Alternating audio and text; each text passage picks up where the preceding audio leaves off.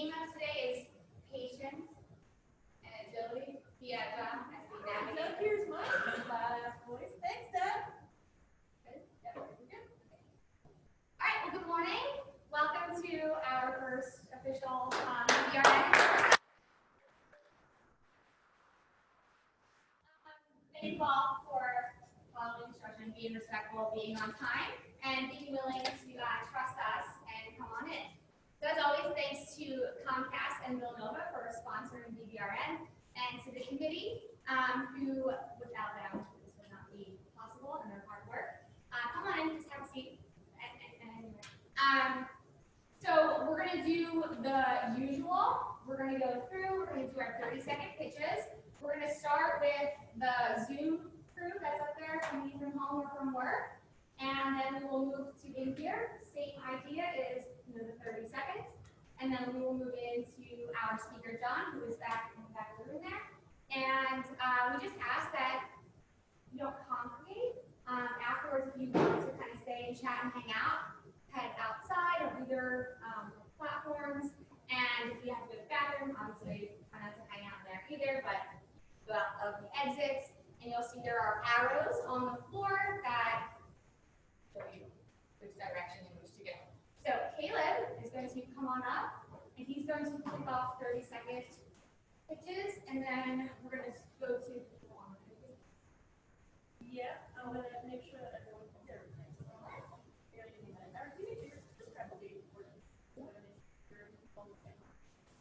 Thank you. Here you go. Yes, sir. All right, guys, same basic thing we've always done. 3 things that are really important to hit: your name and branch of service, what you're doing now, and what a good referral looks like for you. And if you have time for the 4th, any referrals that you've actually given. So not any referrals from the group that you've gotten, but any that you've given that have been fruitful for your other members. So I'm going to start. Very important to stay within the 30 seconds. Ashley, can you hit me on the clock here? Ashley has the buzzer in case you go over. I'm starting. Okay. All right, Bill Hopp is Marine Corps enlisted. I was with Security Force Battalion West and 2nd LAR. Currently, I'm a sales executive for American Solutions for Business.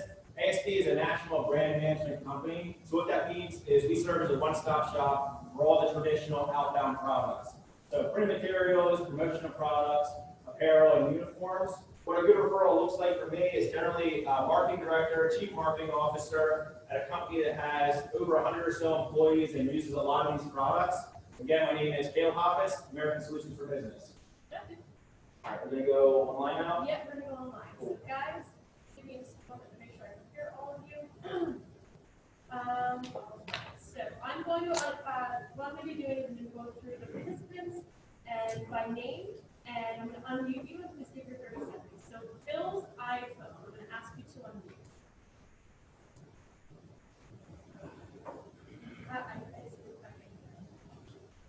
Hold on, Bill, we're coming.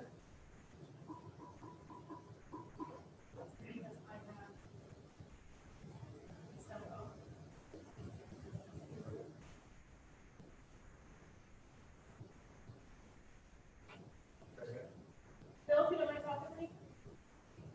Yeah, almost.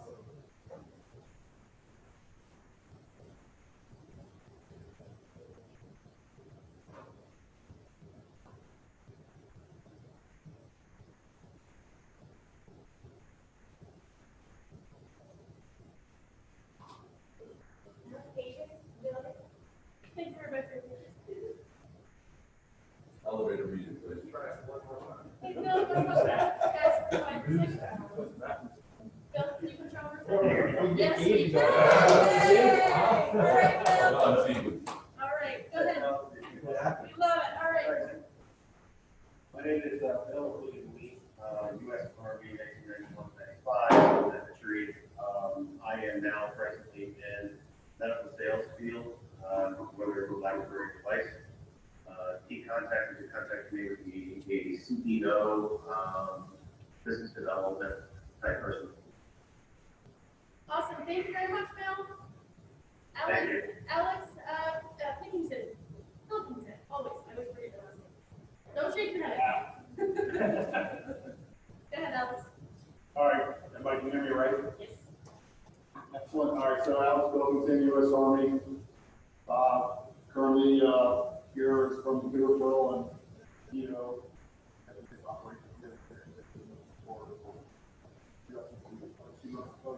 this moment space and extensive network to do, so if I can give help everybody here, please reach out. Happy to help. Thank you, Alex. Next we have Brandon.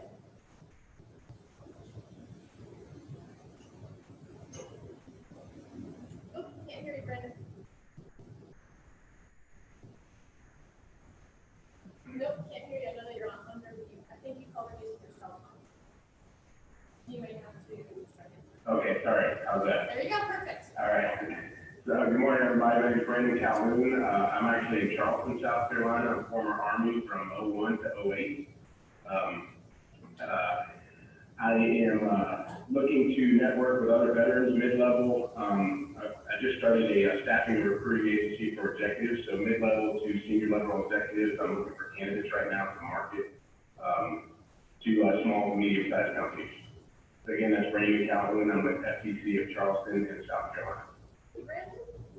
Awesome. And then we also have Brian Dunn. Morning, everybody. My name is Brian Dunn, U.S. Army Vice President of Business Development for a little company called General Digital here in Connecticut. I am transitioning back down to the greater Philadelphia area. I'd like to move into a role where I can find and purchase a small company and run it as CEO. My good referral to me would be somebody who is either a business broker or an intermediary of some form or another, just to get me into the deal flow surrounding Philadelphia. And things I've done for folks in the past, like my network was yours, I'd be happy to find people. And Brandon, I love giving recommendations to good recruiters, so if you reach out to me, I have some folks I think that might use your service. Thank you. Very nice.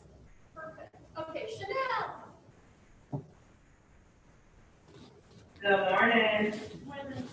Chanel Santiago, U.S. Army enlisted 97 to 2004, Iraq veteran. I work for the Department of Veterans Affairs at the Georgetown Vet Center, and we provide therapy to combat veterans, survivors of military sexual trauma, and their families. So if you have veterans that need to know how to navigate the VA, please send them our way, whether they qualify or not. And I would be willing to post your flyers or any information for your businesses where you need veterans. Thank you. Awesome. Thank you very much. Christina.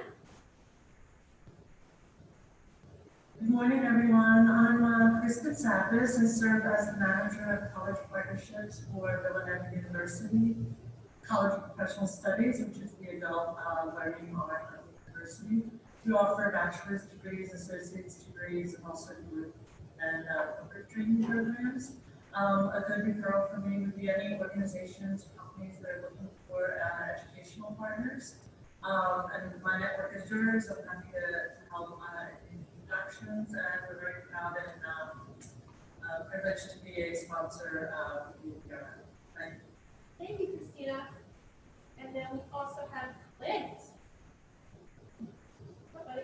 It's actually two of us who work for two different departments. It's Clint Matthews and Nick McGrath. I'll do my 30 seconds. Clint Matthews, Sergeant of Marines. I work for JDOG Corporate Services. I'm looking for a good referral, property managers, regional or national, relocation companies. He might help out, spray out clothing. I think I have some more t-shirts he does right now. And my network's yours. And 6 seconds, Clint Matthews, JDOG Corporate Services. Thank you. Awesome. All right, who's your friend? So this is Nick McGrath. He's on the franchise side, so I'll let him do his 30. He's new, so you know. That doesn't matter. So,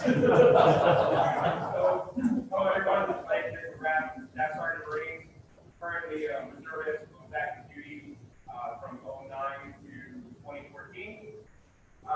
Good referral for JDOG, training guy qualification manager. So, yeah, good referral for me looks like anyone that is opening a corporate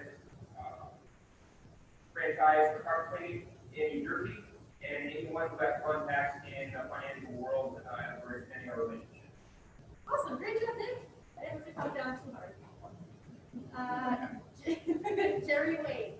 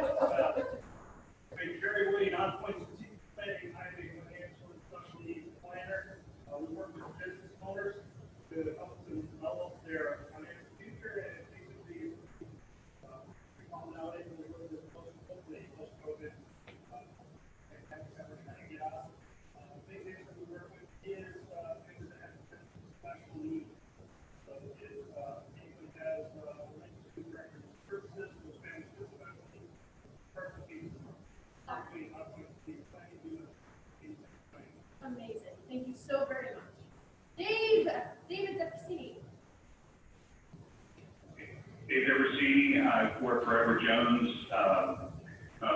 For Army Scout. You got me? Okay. Army Scout. I work for Edward Jones, a financial advisor. I work with individuals planning individual strategies for them, customized for you. Good referrals for me would be CPAs or any kind of real estate agent works great. Also, if you know anybody who individually needs, thanks. Awesome, thank you, Dave. My phone isn't being obnoxious today, but then we've got Jess, what's your last name, sweetheart, please? Okay. Hello, good morning. My name is Jess Wisniewski-Hagan. I am a Navy veteran.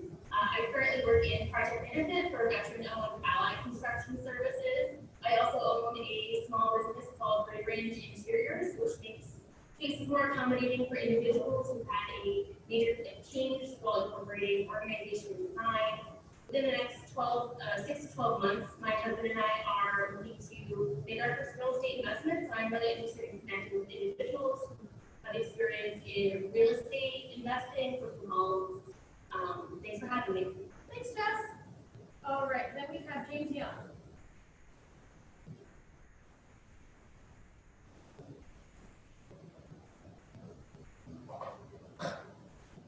All right, we got it. You got you. All right, good morning, everybody. James Young, Air Force vet, 1998 to 2018. Fort Dog, anyway, running my own practice through New York Life, as you see in my background. What I do is I help folks, businesses, business owners, individuals, families, protect what matters most to them, their family, their finances. As far as referrals, anybody that's working in HR, any business owners that can make decisions, need planning, need assistance, contact me, Jay Young. Thank you very much. That was on point today. William Lee.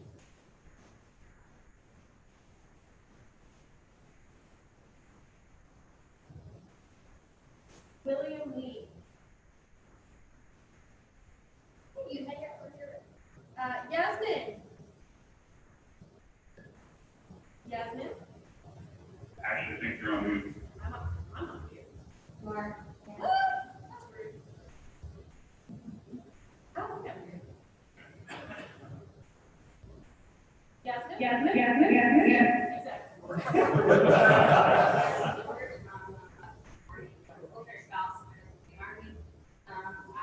I have marketing agency, well, it's now coaching, so I do business and marketing coaching, and I help loosely with small businesses, B2C, who are trying to get close to loss marketing strategy, get more leads online, ask me training, seminars, workshops. So if you know anybody that is looking to have a better strategy, please, and also love to help anybody if they need market audit, or if you need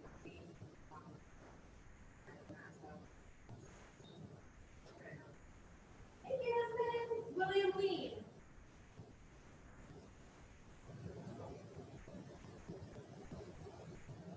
Hey, just I was the first. you were. Hi. Very late. But I can go again. Oh, you were what? Okay, sorry. Zach Cooney. Hey guys, how you doing? I'm Zach Cooney. I'm currently in the Army right now. My infantry officer, I'm the community commander for the Valley Force Recruiting Company. All I'm working for really do is just connect with the local veterans who are posting events that can help bring future soldiers in, keep them interested in joining the Army before they ship. I also plan on getting out of the Army in a couple of years. So I'm new to the area, so I'm really connect with people in the area, and I plan on going to law school after that. Awesome, Zach. Thanks for joining us today, man. Then I have Mitchell Drucker. Yes, good morning. I just joined, I'm sorry I'm late. Oh, sorry. Do you need to have a breakdown? What we're doing is our 30-second pitch. You are, what your rank is, and how you. Awesome. So I am a retired lieutenant colonel. I'm vice president at Salesforce.com of eClinical Research and Innovation Strategy. I'm involved with a couple organizations, the event chair for VetForce, as well as the I'm part of American Corporate Partners as a mentor and VetBody. So I wanted to come on board and just get involved and help out veterans as they make transitions, or entrepreneurs, and utilizing some of the free services Salesforce offers veterans. So that's why I'm participating. Thank you, Mitchell. And Maddie, you're up. Nope, you're on mute, sweetheart. You look cute today, by the way. Right? Nope, you're still muted. You look great talking, but you're still muted.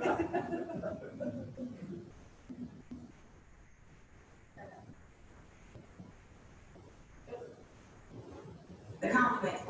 Good morning, Matt Johnson, U.S. Army Signal Corps. Currently, I am pursuing several things, mainly with HUD and senior housing. My family and I are starting a cleaning business based on just my mom's building that needs some work on it. So we're moving forward with that and hopefully a new update by the next week. Thank you, Maddie. And last but not least, we have a phone number, 215-710-0001.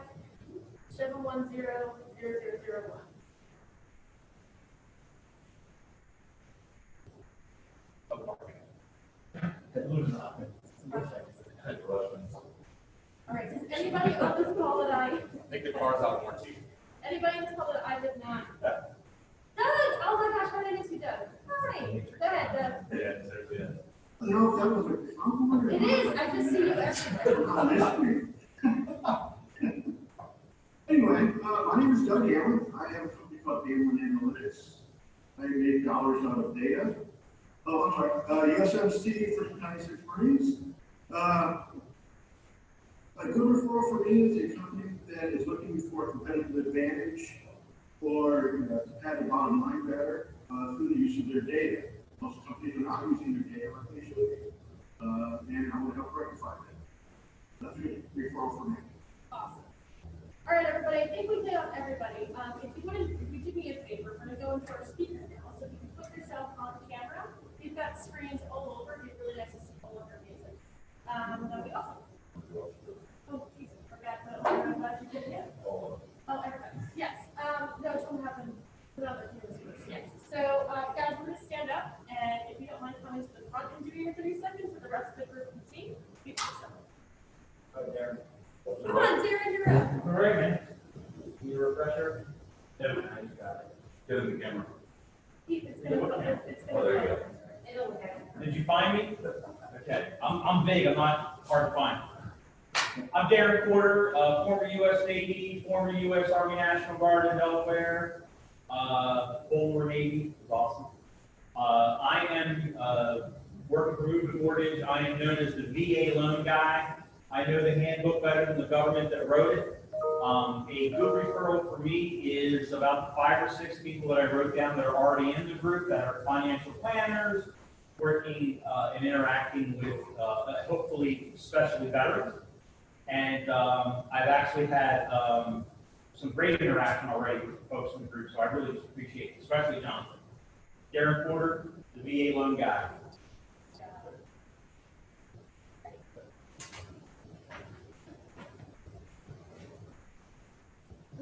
Morning, fellow Patriots. Pleasure to be here this morning. Kate Schick, Marine Corps. I had a bit of a Corona career change. I am now also in the mortgage business, learning the loan officer ropes. So that's kind of where I'm at right now. Very exciting, good time to be in the business. Refis are obviously I'll help you 100%. very crazy. So thank you for that, and pleasure to be here. Thank you.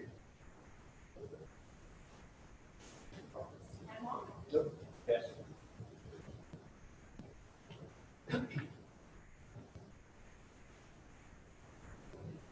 Hello, everybody. John Gronsky, U.S. Army, Pennsylvania Army National Guard retired. I'm the president of Leader Growth Consulting, which is a leadership consulting firm. What I do is leadership consulting, executive coaching, leadership training, and a good referral for me would be any organization that would want to develop stronger. Thank you. Hi, friends. What's your life about? Name is Walt Hartnett. I'm an Army veteran. By day, I'm a recruiter for Siemens Building Technology, Smart Infrastructure, HVAC, security systems. My real passion is the Veterans of Foreign War. I'm the commander of the Defensive Hockey Branch here, and I am also the commander or senior vice commander for Montgomery County.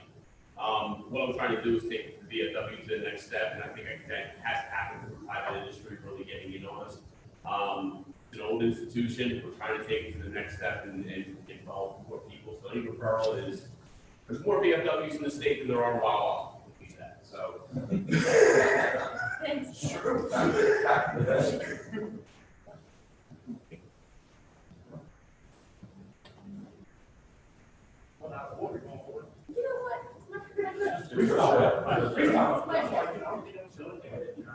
Sullivan, Army Officer, Department of McNamara Financial Group. I am your financial fitness coach.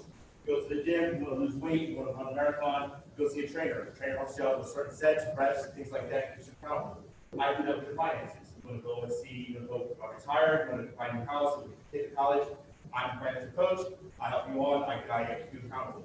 The other referral for me is new small businesses that got hit hard with this COVID. I'm trying to help them out, trying to rethink their expenses, and trying to save some money, trying to see if they can keep some revenue. So, Charles, Army, McNamara Financial.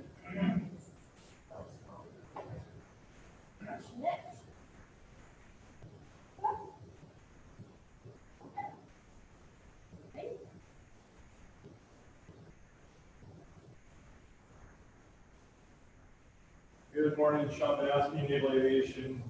Currently run Fraser Optics. We manufacture high-end optics, optical systems and platforms, along with we're dipping into drone manufacturing and accessories and actual drones set up for delivery here. So a good referral on that front is anyone who has experience with commercial drone operations, either on the engineering or the operations side.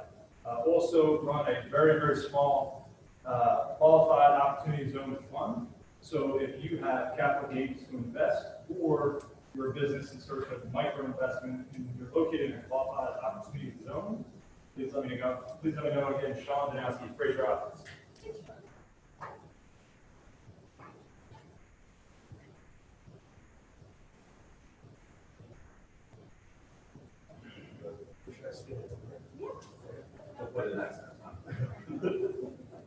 Hey everybody, Mike Gabriel, United States Marine Corps, 2002, 2006. I own from Properties Group, we're all veteran real estate team here in the Delaware Valley area. Great referral for me is someone like Jess, who is looking to buy or sell or invest in real estate in this area. Also, I use Jay North for my government removal services. Also looking for help. We need an agent in our media office. Currently veteran. Question, yeah, everyone's on. Thanks for the help.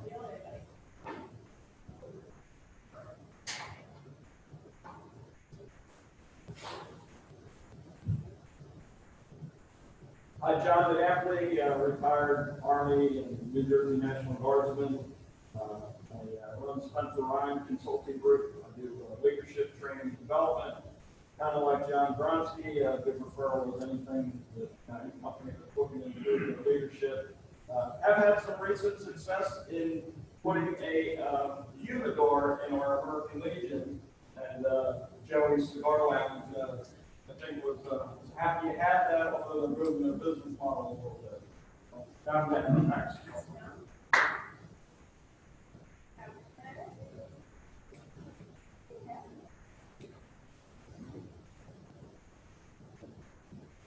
Hey everyone, Kyle White, former Marine Staff Sergeant. Great referral for me is a pediatrician, family medicine doctor, or that office manager at the doctor's office, and a female small business owner. Folks that I've given referrals to, Ashley, Erica, Mike, Brad, Gabe, others, Kyle White, milestone therapy group, and I don't think I said what we do. We help kids talk, but speech therapy. And special shout out to Jared for some recent help on stuff. Thank you.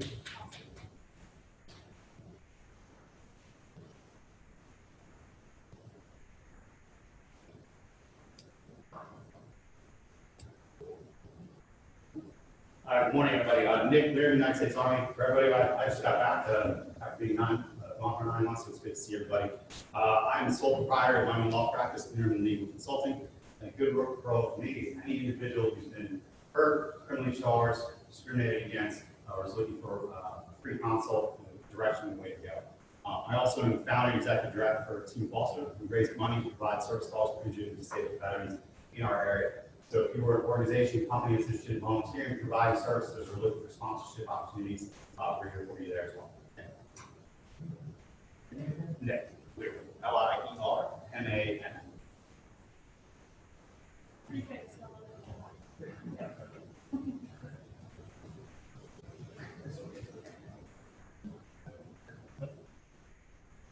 Good morning, everybody. Hank Gillen. I'm U.S. Army retired. I am Director of Veteran Services at St. Joseph's University. We empower veterans to achieve their career and educational goals. We also teach the Entrepreneurship Bootcamp for Veterans, which has gone virtual this fall, and I'm not sure about the spring, but if you're interested, contact me. A good referral for me right now would be anybody who's interested in operationally partnering or investing in some of our veteran-owned businesses. Particularly, I've got a e-commerce subscription business and a medical device distribution opportunity. They're looking for partners. Hank Gillen, St. Joseph's University. Okay. Great, we got everybody?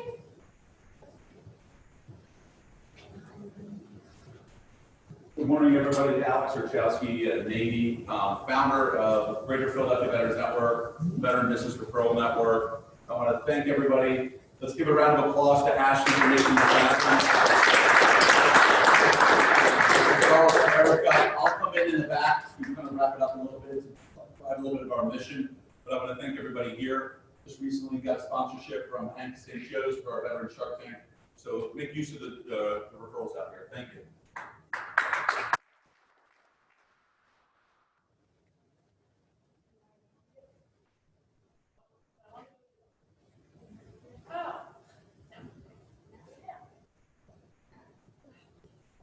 You all can see me, right? Hi, everyone. My name is Ashley Evans. I'm a networking concierge, but I also run operations for the Philadelphia Veterans Network. My job is to train sales teams and business professionals how to network effectively. I have 2 digital talk shows on RBN TV and Business TV, so if anybody's looking for a way to get information out there about who they are, what they do, what makes them awesome, and their practice tips to find ways of networking, reach out to me. I've had you on, I've had you on, everybody here, most people on. I've had you on, so if you want to come on and share your message. Take her up on it.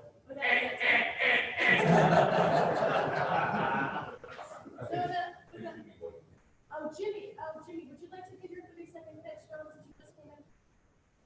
Sure. Jimmy White, Operation Iraqi Freedom Veteran, Navy electrician, operation manager for the Comcast Technology Center. So a good referral for me would be any veteran-owned contractors that are looking to do work in the city of Philadelphia. I'm looking to make sure that I have platform feedback. I'm also a speaker and veteran mentor with the Crash Manning Foundation. So if you're looking for someone to be our guidance solution, you got it. Awesome. Thanks, man. All right, without further ado, we're going to send. Well, I just said our speaker up. My name is Erica Webster. I'm committee chair for VBRN. I also sit on the board of DPVN. I own Dove Fitness and Wellness, which is our new addition. We are now including or starting up corporate wellness. So a good referral for me is A, women who need to get in shape for the fitness end, and then B, for the wellness end, any corporate company who is looking to motivate their employees, kind of, give a reason for people to stay at their job, be happy, a worker, be a happy worker. So it's just starting up. We just send people my way. So about our speaker, John. So it's funny because everybody says that I'm kind of crazy in fitness and I wreck souls and do all wild stuff. This guy blows me, like I am like an ant compared to him. We met through Jen Frederick from Fox 29. She called me one morning and she goes, I know this Navy veteran who's also a psychotic person like you. And I want to pit you two against each other. He's Navy, you're Army. So after that, John and I started connecting and he told me that what he does is focus a lot on fitness stuff, but for charity. And immediately I was like, we're going to be best friends. And we were. I mean, it was just from then on, we just decided how we were going to take over this community and raise money for important causes. So John and I also just completed 20,000 burpees in the month of August. So yeah, that's just a little bit of our crazy and for what you're about to listen to. So I'm excited. I think John is very motivating and his story is pretty cool. So sit back, relax, and enjoy the show.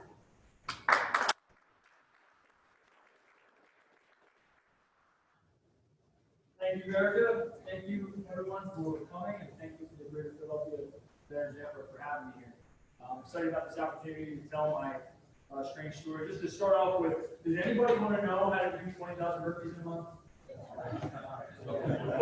That is terrible.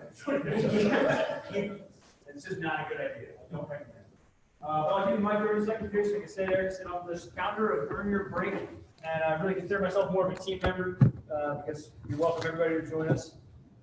We're a community based on doing extreme fitness challenges that ultimately benefit charity. So I've been doing this kind of stuff for a little while, and the more I did it, the more it kind of caught on, and the more people were like, hey, why don't you get a sponsor? Why don't you have somebody do this? So we did a 12-hour Murph run, was kind of my first one, for Warrior, right? And I had a bunch of corporate sponsorships from the company I work at, and then that just kind of took place from there. Doing burpee miles, done 20,000 burpees. We did a month where everybody had to run 250 miles minimum.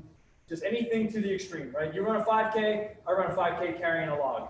And that's what a good referral looks like to me. Either you know an event, right? Your company sponsors an event, a 5K, whatever it is. My team shows up, and we may not win, but I guarantee you, people are going to talk about us afterwards, right? Or if you want to sponsor something, if you have an idea for a fitness event, give it to me, and I'll make it impossible. But people will certainly come and look at it. I didn't say it was a good idea. All right. So since I started Earn Your Break, I've run hundreds of miles, done thousands of burpees, and raised tens of thousands of dollars for charity. That's probably the thing I'm most proud of. If you look at my social media, right, this started as an Instagram page that me and my friends are running. There's not a lot of pictures of me raising money because, to be honest with you, those don't really get clicks. Right? People aren't very interested in seeing you holding up a check or seeing you, kind of doing volunteer work. Quickly realized that, hey, it was all the stuff that we were doing, the extreme stuff, right? That was what was getting the views and therefore ultimately raising the money for charity in the long run. So if you look at my page, you'll find a lot of photos of me and my buddies doing burpees, doing Murphs, running miles, and a lot of it with our shirts off. And we kind of look, as Erica quickly judged us at the beginning, like a bunch of meatheads, right? Well, that's fair. I'm trying to rip the Band-Aid off of that and let people know that what we do is beyond the physical fitness thing. I'm not a trainer. I can't give you a program that will get you to where you need to go. That's where you go to Erica or somebody else that does that way better than me. There are professionals to do that. I'm terrible at it. I'm very impatient. I don't scale anything I do. And if you came to try and work out with me and you couldn't keep up, I would bid you farewell very quickly and wouldn't feel bad about it at all. So when we first started doing this, somebody asked me, well, John, how do I get to the Earn Your Break status? How do I get to be able to work out with you? And I jokingly said, well, I have no idea what I'm doing, but I'm trying really hard. Right? The 20,000 burpee event came as a Marine, actually. The month before, in July, did 15,000 burpees in a month. And one of my buddies sent it to me. He's like, you believe this guy? You did 15,000 burpees in a month, you believe this? And I was like, well, it's not that. Well, did you do better? Yeah, I could do 20,000. Do it. Go for it, Sully. Well, that was on July 31st. I didn't realize that the next day was August 1st, so I had to start that day. And it calculated out to 650 burpees a day for the month.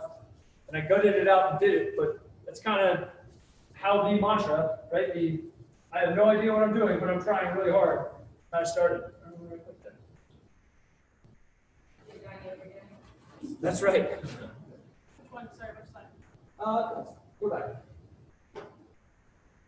More? Yeah, it's working. Cool. Thank you for your patience. If I didn't mention it before, I am U.S. Navy, and I heard someone on the line is a Navy nuke. I'm a Navy nuke as well, engineering lab technician. So I was not Special Forces or not a SEAL, as Jen Fred had pitched me one time, and I was very angry about that because I have a lot of respect for what those guys do, but I never did it. I was a chemist. I sat in a laboratory measuring water chemistry for the reactor on USS Enterprise. So never did I do anything really difficult in the Navy. I did my PRT twice a year. I ran my mile and a half, did my push-ups and sit-ups, and then I hung it up after that. Which leads me to, how did I get to be this guy that run these fitness challenges thereafter?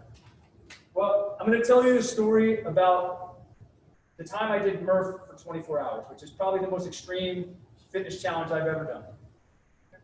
If you're not familiar with Murph, it's named after Navy SEAL Michael P. Murphy, who was killed in action in Afghanistan. He was actually given post-posthumous Medal of Honor.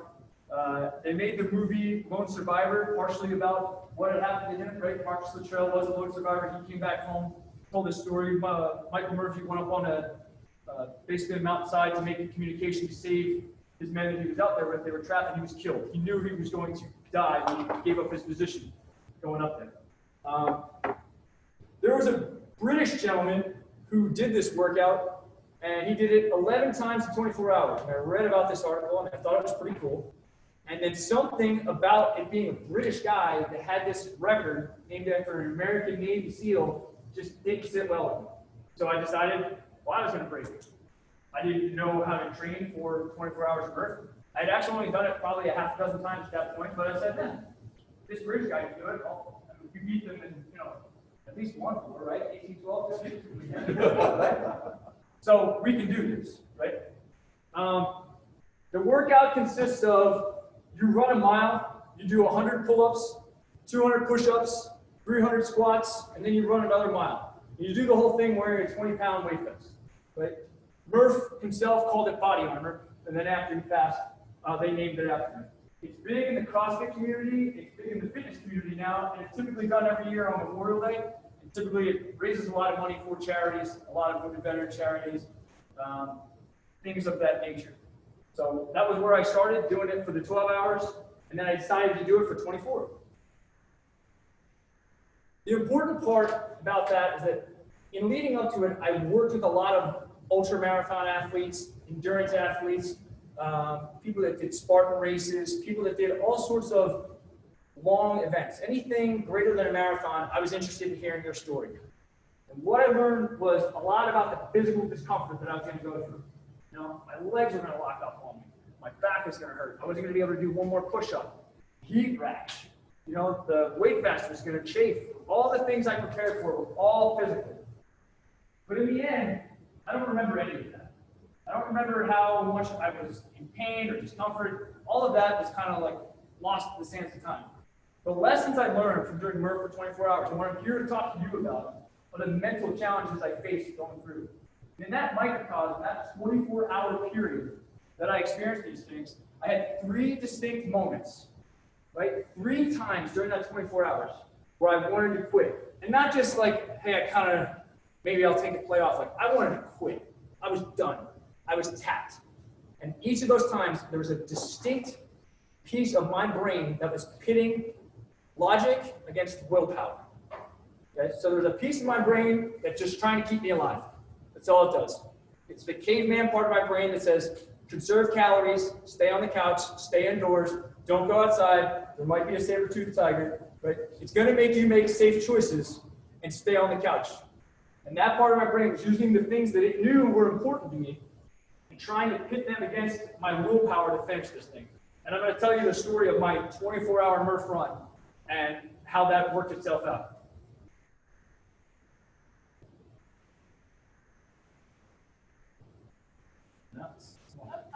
There we go. Right. So I like to look at it as, what's up, kids? I like to look at it as a chess match. Any challenge you undertake is a chess match you're playing against yourself. Right? And I said, it's your logic versus your willpower. What is it you want to do versus what do you think your brain is going to make you do? Okay? I got a really, really bad news for you. Is that your logic is always going to win. Your brain knows you, and it knows your weaknesses better than anybody ever could. Right? Better than any argument you've ever had with another individual, with a boss, your spouse. Your brain knows you. It knows all your weaknesses, and it knows exactly when to pull the strings, exactly when to get you to do when you're at your weakest, right? And you're going to make a bad decision. Okay? That's kind of what this talk is going to hone in on. Priorities. So like I said, 3 distinct times. The first one was Murph number 5. Right? So again, I'm doing it for 24 hours. The mark to beat was 11. I had my heart set on getting at least 12 because I didn't want to eke it out by 11 and a half. Right? So Murph number 5. I was 7 hours into my 24-hour run at this point. I started around 10 o'clock in the morning. Right? And I had a number of people come to check in on me, basically to make sure that I wasn't dead. Right? Friends, family, people in the fitness community. There was a warehouse next door full of guys that were working on a Saturday, it was Memorial Day weekend, who just came and popped their heads in every once in a while to see if I was still doing this. This particular round, my wife decided to join me, which was super special to me. Because my wife is not a fitness fanatic. Right? She'll go to the gym every once in a while, take a yoga class. She does care about fitness, but she certainly wouldn't do anything like this. Right? She's never done Murph before. So when she decided to do Murph with me, she kind of surprised me. And it really kind of really boosted me. Really brought my energy up. I was so proud. Here she was, trying this thing that she didn't think she could do, which is kind of what Earn Your Break was all about to me. Here it was, manifest itself in my family, like the people that I care about the most doing it with me. Man, how cool is that? So it got me really, really geeked up. So I'm running the mile, I'm doing the push-ups, pull-ups, squats, and somewhere in the middle of that, the calisthenics portion of it, I really started to get in a really dark place. Okay? I really was more than physical discomfort. It was starting to play on my mind. And the priority of family, right? These are 2 of my 3 kids now. The priority, my number 1 priority is family. And the priority of family, because maybe it's because I was looking at my wife, I don't know. But it started getting in my mind. Was I picking this dangerous thing that I was doing over my family? Okay? What was the risk that I was putting my family at by deciding to push through this thing? John, you're underprepared for this. There's only one other person in the world that you know of that's done Murph for 24 hours, and you're going to go ahead and do it? What gives you the right to even attempt this? You're not a professional athlete. You're not an endurance athlete. What did you bring? You brought a bunch of peanut butter jelly sandwiches, 2 gallons of water, and a bag of gummy bears. Do you really think you're prepared to keep going for this? You're only 7 hours in. You have 17 hours left to go. Your kids are supposed to be here in the morning to welcome you in. Are they going to be coming here, or are they going to be going to the hospital? Because you're going to give yourself rhabdo or something. You're just going to wear yourself to nothing. What a selfish, dangerous choice you're making by continuing on this mission that you have right now. You really should be thinking about your family, John. Stop being such an idiot. Throw in the towel right now, okay? No one will fault you because look how bad you feel already. I'm sure if you go to the hospital, they're going to give you an IV, right? They're going to tell you you're severely dehydrated. John, be smart about this. Stop. I had to refocus. I had to think about where I was and what I was doing. Was I uncomfortable? Certainly. But if I focused on the next round, right? I did this 5 pull-ups, 10 push-ups, 15 squats. Okay, I did that 20 times. That gives you 100, 200, 300. Okay, so this sucks right now. I'll do another round and see how that feels. All right, it sucks the same. The suck has leveled off. Okay, let me try 2 more rounds, and we'll reevaluate after that, see how that feels. Okay, well, maybe I'll finish this round. And if I'm really still feeling in this place right now where I am, then I'll stop. But I know I can finish this round because it doesn't suck anymore right now than it did 5 minutes ago. And if you play that out math-wise, it might suck the same in an hour. And then the same thing for 17 hours. So I'll keep going. And after a while, that logic part of your brain that's trying to pit your number 1 priority against your immediate priority gets tired of that and recognizes that it's not worth it. Right? And that's what happened to me. Pushed through, got to hour 8, hour 9, kept going. I recognized I wasn't doing this against my priority of my family. I was doing this so that I could be the husband, the father, the example that I want to set. I had said that I was going to do this. I stated this right beforehand. I made a commitment. I'm going to do Murph for 24 hours. Now, priority is still important, right? Family's still number 1 for me. If mom had called and said, hey, my kid's going to the hospital, I would have left.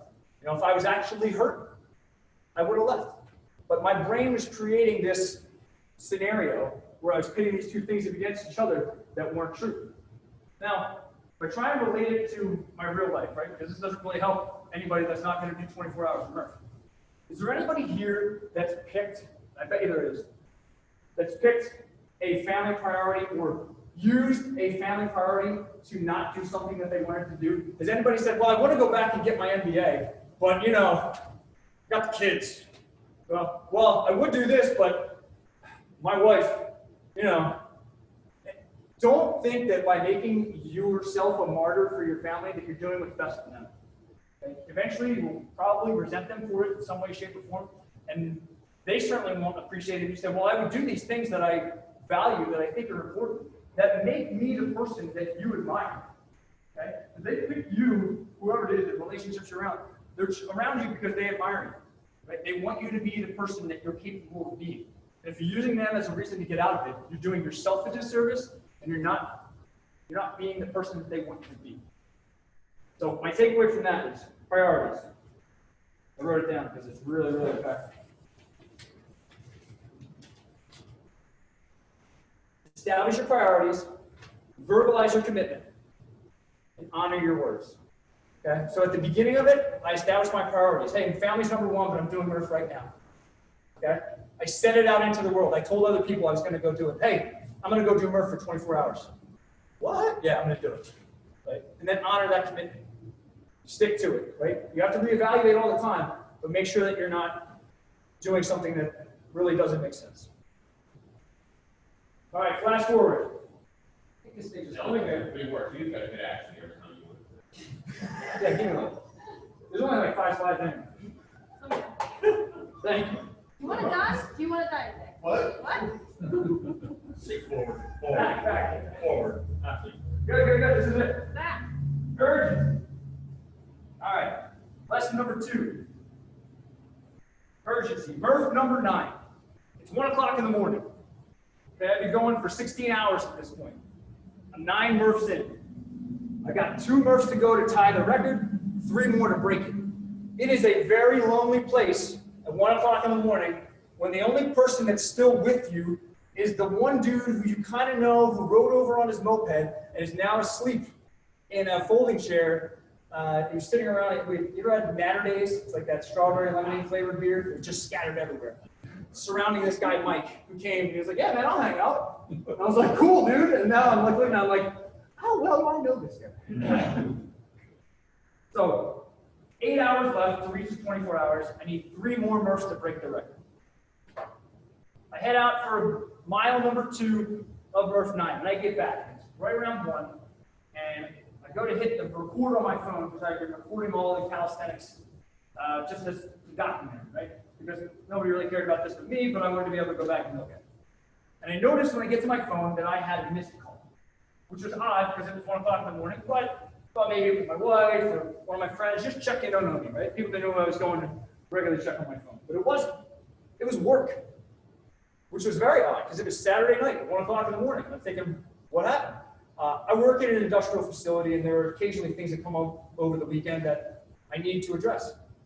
So I checked the voicemail. Sure enough, it was my boss. My boss said, hey, John, it's Dale. That's my boss's name. Nothing you need to worry about right now. But in the morning, we're probably going to need you to get on this project, right? There's this issue at the plant. Probably going to need you to get on this, right? So just talk to you. We had an 8 o'clock morning call every weekend. Talk to you before the 8 o'clock call. We'll get a line for what we're going to do for support for tomorrow. Which was Dale's way of saying, come on into the plant at 6:30, and I'll see you there, and we'll deal with this issue. He'd give me some brief details of what the issue was over the phone. Kind of stopped in my tracks. It's me there by myself, right? I'm thinking to myself, it's 1 o'clock in the morning. All right, now, normal protocol, 1 o'clock in the morning. I'll go home, I'll get 4 hours of sleep, I'll wake up, I'll get a shower, I'll go into work, I'll crush this issue, I'll get an attaboy from my boss, right? The plant will go, oh man, that guy's reliable. He's a dependable guy. He's a problem solver. He's somebody that can get it done in the face of anything, even on a Sunday morning on Memorial Day weekend. He'll come in and fix this issue for it. Way to go, John. Thank you so much. But Dale didn't know that I was in the midst of doing this 24-hour Murph run. Right? He just thought it was a normal weekend for me, where normally I would respond to something. So I started to think about the urgency of the situation. Okay? Was this issue urgent? No. I knew what it was. It was actually something that I had solved before, and I had a bunch of paperwork and documentations on how to solve this issue. So, was I creating a false sense of urgency in order to make a choice that was an easier choice instead of the one that was in front of me? So the one that was in front of me was to keep doing Murph for 8 more hours. And that was going to suck. And I knew that. I also didn't know if I was going to be successful at it. I didn't know. Any round could have been the one where I just locked up. I just stopped. Was I using the work excuse to get out of this difficult thing I had put ahead of myself? Right? Was I choosing an easy victory, right? Going to work and be the hero there? And hell, I can even tell them, yeah, you know, guys, I was up till 1 o'clock last night. I was ripping out rounds of Murph, and I stopped for you because that's how much this means to me. That's how dedicated of a teammate and employee I am. Stop. Refocus. Think about the situation. What other methods could I use to solve this problem? Right? So like I said, I had documentation on how to solve this issue. I had other teammates that could deal with it. It was not my ultimate responsibility. My boss called me because you know why? Because he knew I would answer. So they had to put out an email to a couple of people, make some phone calls early in the morning the next day, kind of push this ship out to sea, see where it landed. And guess what? I didn't even get called back. So the lesson I took from this one was don't create a sense of urgency when one doesn't exist. Don't make the easier choice, the guaranteed successful choice, in the face of something you know is going to be difficult or something you set out as a priority beforehand. Right? This goes back to the first thing. Set your priorities. And when that change in priorities or that delta comes, don't use that as a reason to shift. Oh, well, I got to go do this thing. I know I'm going to do good as well. Yeah, that was nice and all, but you know, I got to do this. I'm committed to this.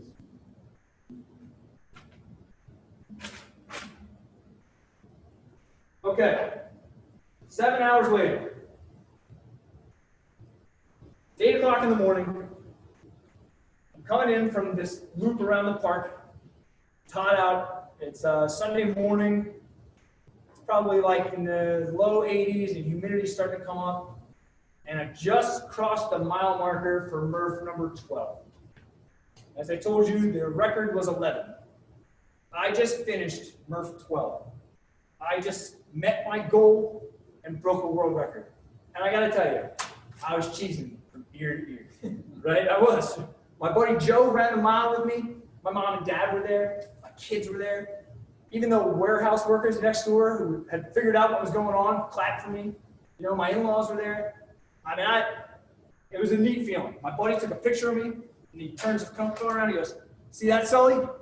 That's a world record holder smile." And I go, man, I still get geeked up about it. I think about it to this day, right? So I go in, take off my weight vest, grab a fistful of gummy bears, right? Swig of lemonade. I'm thinking to myself, I did it. You did it. You know, 22 hours in, you did it. You're ahead of the pace. My mother-in-law said to me, "Are you done?" John, you can, it's 8 o'clock. You can go home and get a shower. We could be having mimosas by 11. And I thought about that a lot. In some ways, I had reached my goal. I had accomplished the thing, or one of the things that I had set out to do. Okay? One of the things I set out to do was to break the world record. And that was 11 Murphs in 24 hours. But the other one, and realistically the more important one, was, next slide, was to go do Murph for 24 hours. Because let's say I had only gotten 9 Murphs in 24 hours. I would have been more proud of the fact that I had continued for the 24 hours than if I had gotten 15 in 10 hours, which is impossible. But some kid did crash the record, by the way, this year. We'll talk about that at the end. More important to me to finish with the same energy that I started with. And it was difficult. It was really hard. I mean, I really felt like I had crossed the finish line. I was exhausted. I didn't think anybody would have faulted me. Nobody would have said, "Yeah, what?" But I would have said, "Yeah, what?" I would have gone, "Yeah, but I didn't do it. I left 2 hours on the table." And I knew I was never going to get this far again for the rest of my life. Because at that point, if anybody ever does this, I'll tell you, at 22 hours in, you will know you will never do birth again for 22 hours.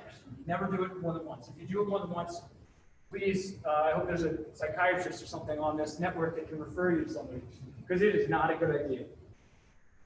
I put the formula for kinetic energy up here because I'm a science nerd, right? And half of it got cut off, but it's half times mass, one half mass times velocity squared. So I think about that, right? I didn't change at all. I knew all of the physical things, other than I probably lost about 10 pounds at that point, right? But I could keep going. I needed to finish with the same energy that I started with. And I think a big part of that, not only does it matter to me, but there were people there, my family, my friends, the people that I was trying to set this expectation for, and they were watching. You know, my daughter was like 5 years old. She was there looking at me. How was I going to tell her, yeah, keep going, keep pushing even though you're tired. Keep going past where you think you can go. If once I got tired, even if it's after 22 hours, I went, well, yeah, but I did enough. What's enough? So my important lesson I learned after verse 12, because I did go for one more, was energy. You got to finish with the same energy that you started with. Does anybody here have a project that they started? Anybody here have a half-finished woodworking project in their garage? Right? Anybody here clean half of their, my kids clean half their room? And sometimes I'll even look at it and I'll go, that's pretty good. It's not bad. It looks better than my car. Okay? So, yeah, that energy that you got started with, whether it's starting your business, getting an MBA, some kind of professional certification, whatever it is, you have to figure out a way to get that energy from 80% to 100%. That's the same as your ideas when you were going from 0 to 50%. Right? A lot of good starters in here, entrepreneur group, so I'm sure people have a lot of great ideas and a lot of energy going into those things. It's about how you finish, right? That's at least what I remember from this. Next one.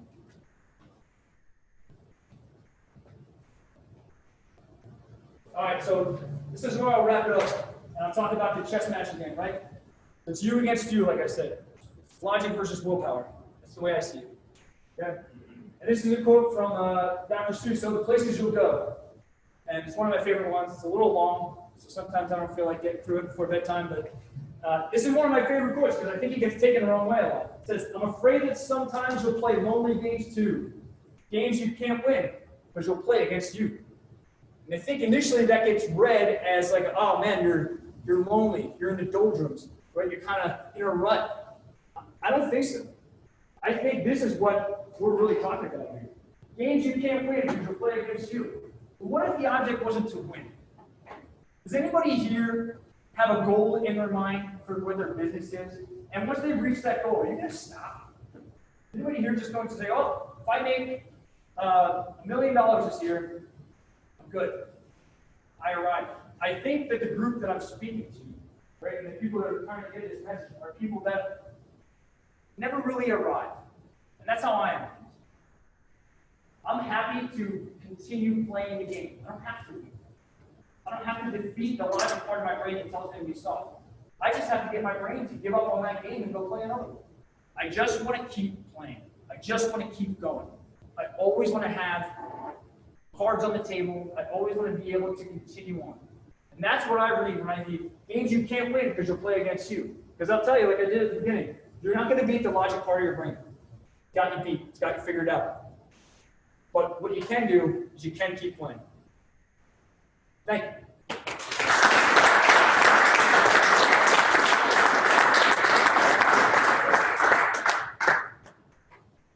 Any questions?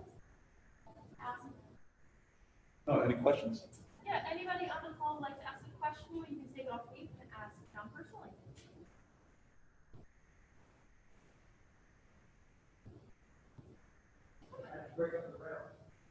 5, 10, 15 for most of them.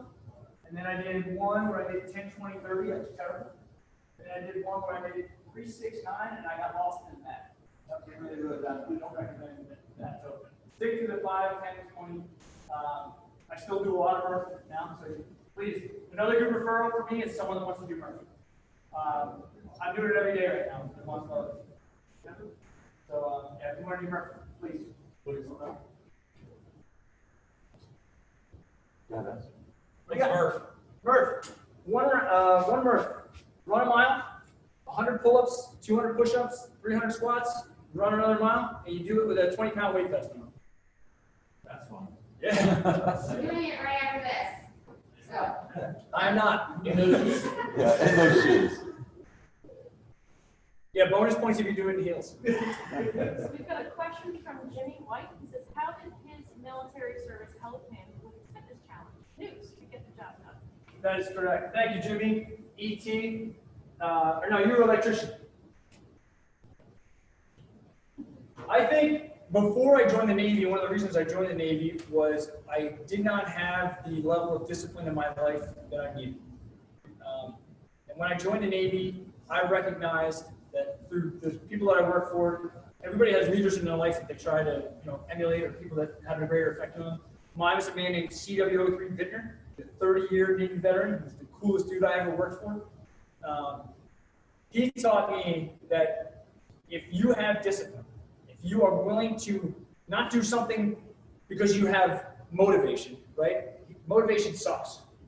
It's dedication that gets you there. Anybody can give you a quick fix or give you a pep talk, or motivation is a sugar high, right? Dedication is how you stick it out and go the long run. So my actual Navy service showed me, hey, if I actually put my nose down and grind it out and don't expect, oh, well, stuff like getting advancements. Well, nobody passes their first time through. Nobody gets an advancement on the first time through. You just got to get the P&A points until you get advanced. So don't even try, Sullivan. I said, well, I'm going to try. Because if there's one person that gets through, I'm going to make sure that I at least have a chance at it. And if I don't try, I know I don't have a chance. Right? And CW03 Bittner, he taught me that. I have a question for you. Do you go through any goal-setting techniques, such as writing the goal down or visualizing it? I mean, could you talk a little bit about that? Certainly. I think getting hopefully a network of people, if you can, right, is really important to your goal setting. I have a group of friends that I train with most of the time, physical training with, and I let them know about my goals, right? So the monthly challenge of the 20,000 burpees. I say that to them. Now, not only do I try to hold myself accountable, but in that, everybody's different. Right? I tend to struggle in the 40 to 60% range of any challenge, whether it's a physical one or a professional one. 40 to 60%, the halfway mark, always stinks for me.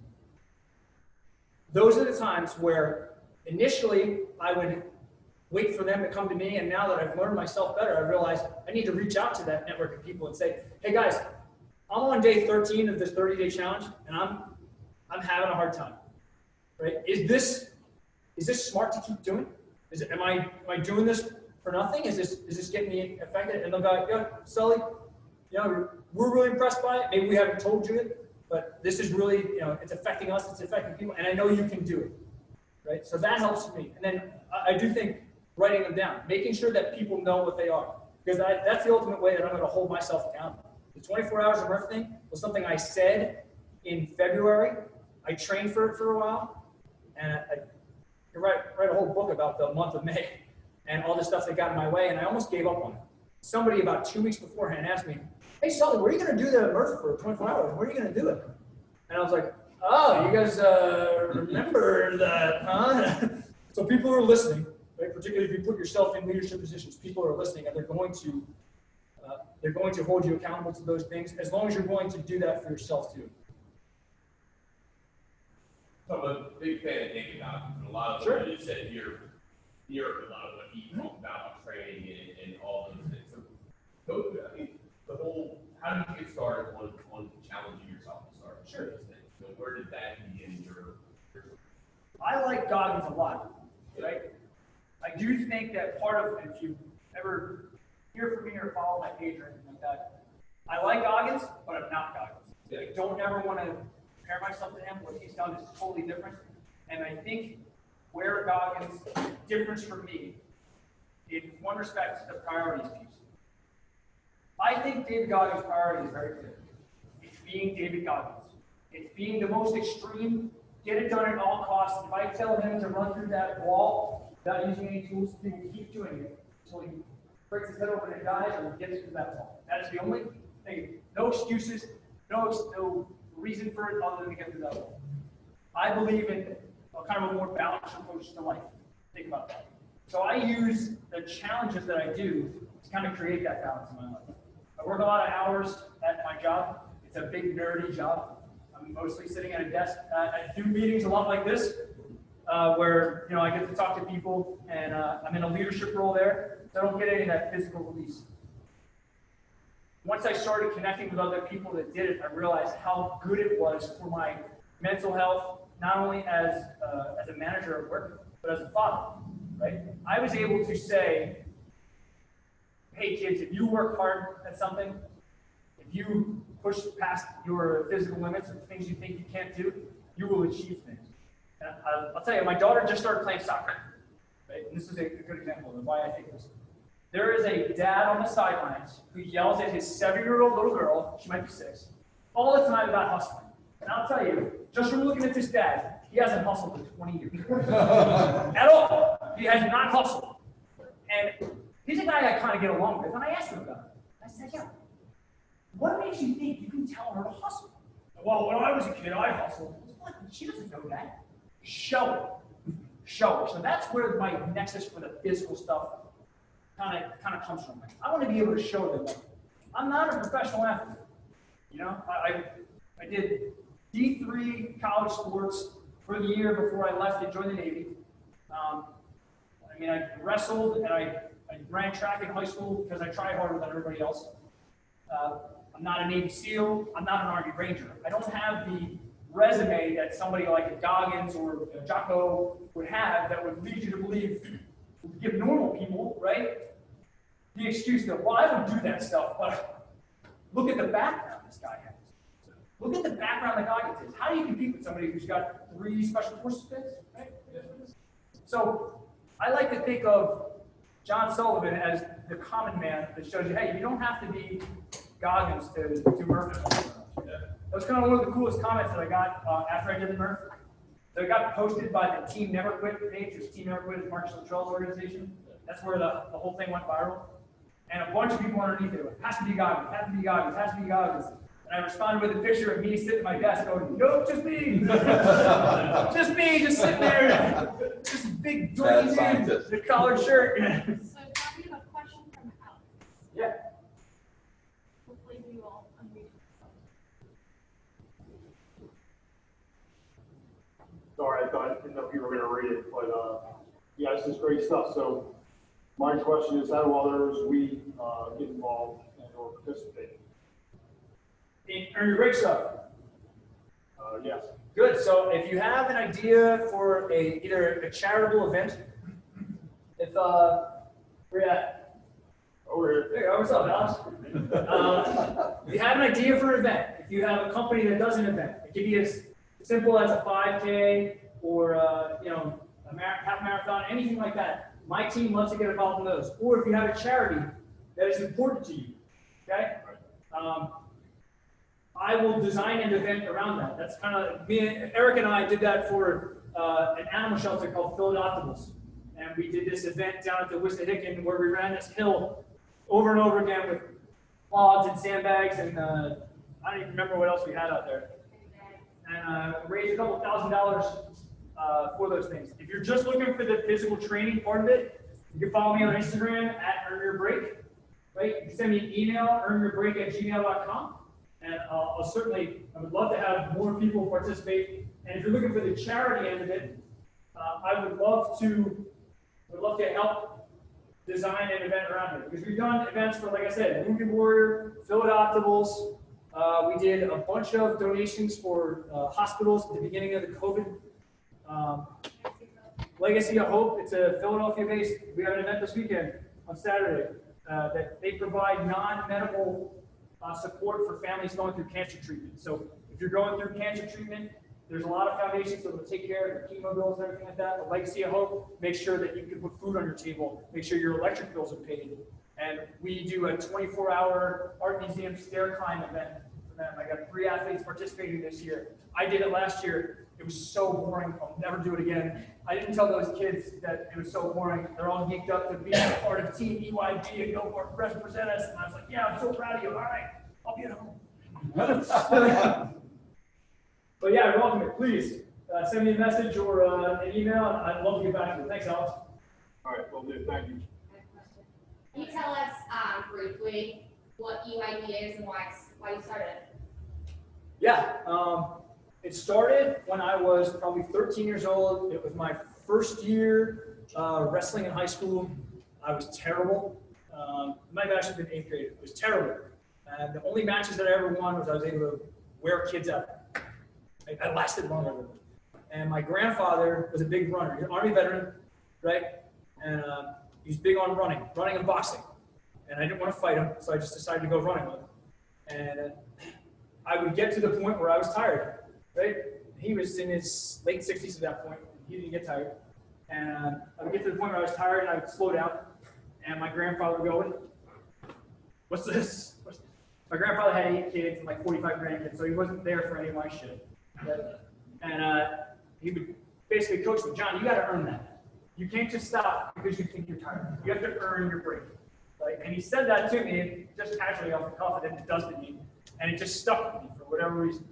And after he passed away, the first thing that we ever did was we sold shirts and did a fundraiser for my grandfather, and we built a park, a small PT kind of park, right? Like a pull-up bar, calisthenics station, in Veterans Memorial Park in Upper Dublin.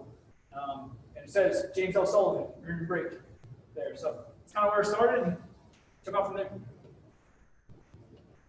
Any more questions for John? Anybody in the call, any more questions for John? I do have one question though. We've got Jess who's asking who is the real estate, who's interested in the real estate investment. Who's that? That was Mike Gabriel. You're interested in talking to Jess? She was here. Yeah. Yep. Mike, Gabriel, Jess. Got it. So she's happy. She's asking.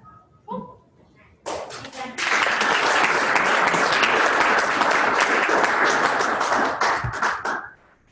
I gotta say, this was a fantastic talk, and I appreciate coming in. Erica, thank you very much for bringing in our speaker today. If you think about the theme more than ever, because you think about everything from the beginning, the word of restrictions, right? For COVID, everything's about restrictions, not being able to do. You're inspiring us to re-energize and regenerate our goals, right? And goal setting, goal getting. So think about everybody in this room today that's on the video, that's in person. We are all goal setters and goal getters. Think about what we're trying to achieve. What are good referrals for us? Achieving business, starting your own business, everything that you're trying to do for your life today.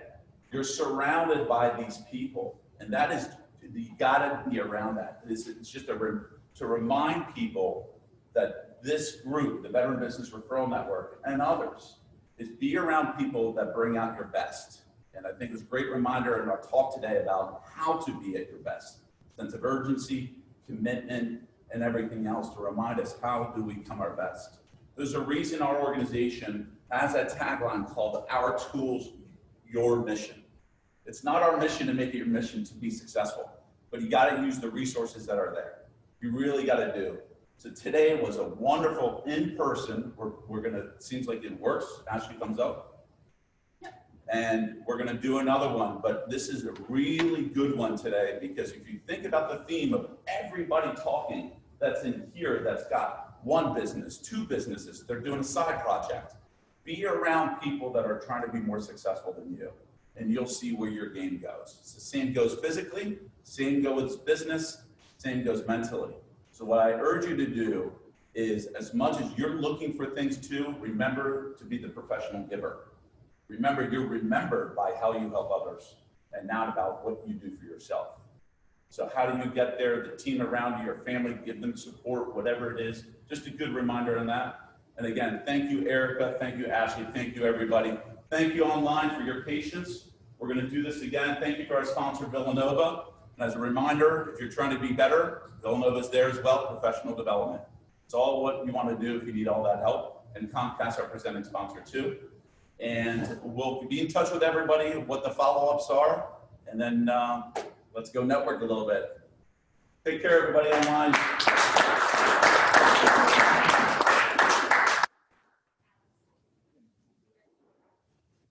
I miss something? Yeah.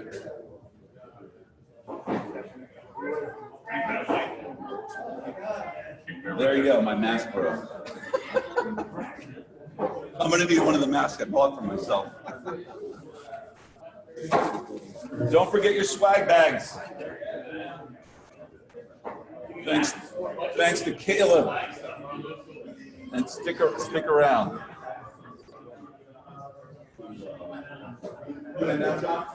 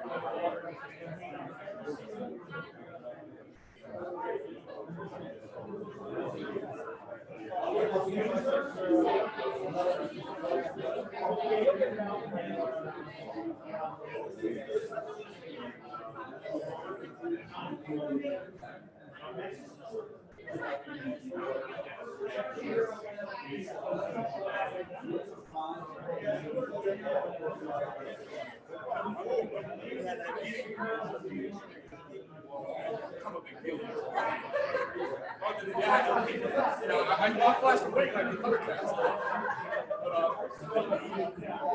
Actually, I think that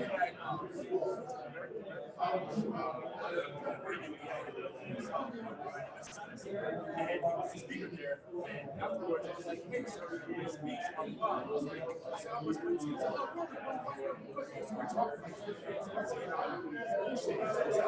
And he said, here, here's my card.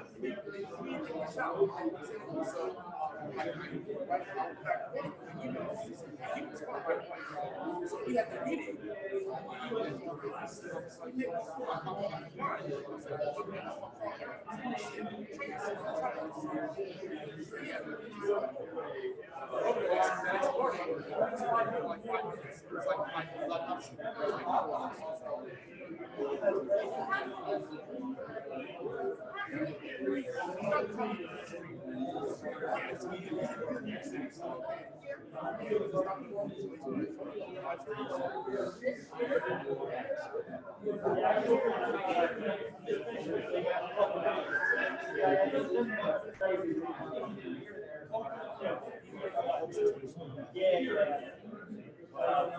But yeah, it's like